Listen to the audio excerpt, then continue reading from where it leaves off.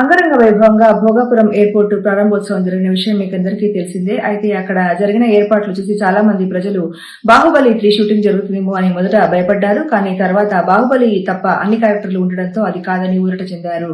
ఈ కార్యక్రమంలో మాట్లాడుతూ ముఖ్యమంత్రి చంద్రబాబు నాయుడు గారు 2047లో భారతదేశము ప్రపంచంలోనే నెంబర్ 1 దేశంగా ఎదుగుతుందని, దానికి కారణం ప్రధానమంత్రి నరేంద్ర మోడీ గారే అవుతారని మైకులున్న విషయం తెలియక గొంతు చించుకుని చెప్పారు.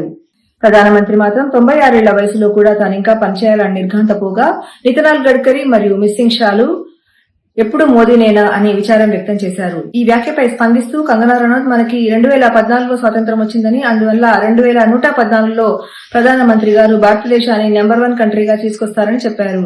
ఇదెలా సాధ్యమని మేము ప్రశ్నించినప్పుడు నాన్ బయాలజికల్ కి అన్ని సాధ్యమవుతాయని ఆవిడ చెప్పడం గమనార్హం.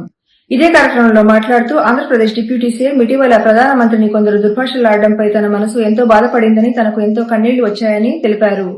అయితే గతంలో మీరు కూడా తిట్టారు కదా అని మేము ప్రశ్నించినప్పుడు ఆయన పళ్లున్న చెట్లకే రాళ్ల దెబ్బలు తగులుతాయని, తాను కూడా అలా రాళ్లు వేయవలసి వచ్చిందని ఆయన చెప్పడం గమనార్హం.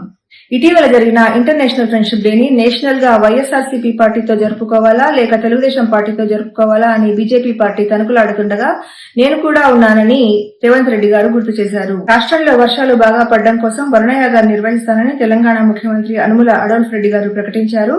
అయితే వర్షాల కోసం ఎక్కడ తమకు పెళ్లి చేస్తారో అని బికబికలాడుతున్న కప్పలు ఈ ప్రకటనతో ముప్పలతో ఊపిరి పీల్చుకున్నాయి. హైడ్రా కమిషనర్ రంగనాథ్ గారిని ఆ పదవి నుంచి తీసేయాల్సిందని ఇటీవల హైకోర్టు ఉత్తర్వులు జారీ చేసిన విషయం మీకు అందరికీ తెలిసిందే. అయితే దానిపై స్పందిస్తూ యనుమల అడోల్ఫ్ రెడ్డి గారు హైకోర్టు హిట్లర్ ని తీసేవేయలేదని చెప్పారు. భారత హోంశాఖ మంత్రి కొన్ని రోజులుగా కనపడకపోవడం వల్ల ప్రతిపక్షాలు ఆయనపై మిస్సింగ్ కేసు నమోదు చేయాలని అనుకుంటున్నాయి.